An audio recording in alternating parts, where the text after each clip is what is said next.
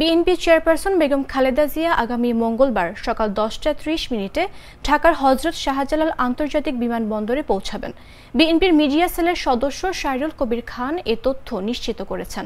এর আগে শনিবার দুপুরে শায়রুল কবির খান বলেন, কাতারের আমিরের দেওয়া একটি বিশেষ এয়ার অ্যাম্বুলেন্সে করে 6 মে দেশে ফিরছেন বিএনপির চেয়ারপারসন খালেদা জিয়া। সোমবার লন্ডন থেকে এয়ার অ্যাম্বুলেন্সটি রওনা দেবে এবং মঙ্গলবার ঢাকায় পৌঁছাবে।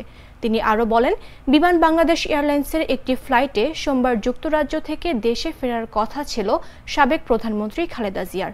তার দেশে ফেরার আগেই ওই ফ্লাইট থেকে দুজন কেবিন ক্রুকে সরিয়ে দেওয়া হয়েছে বিমান কর্তৃপক্ষ।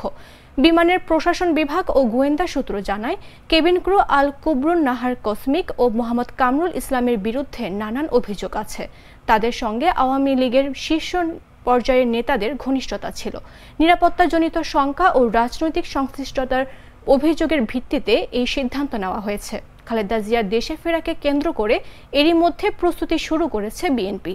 দলটির নেতাকর্মীদের মাঝে এরই মধ্যে নেত্রীর ফিরে আসার খবরে প্রাণ চাঞ্চল্যকর বিরাজ করছে। দলটির একাধিক সূত্রে জানা গেছে, তারা দেশনেত্রীকে স্বাগত জানাতে সকাল থেকেই বিমানবন্দরে এলাকায় অবস্থান করবেন।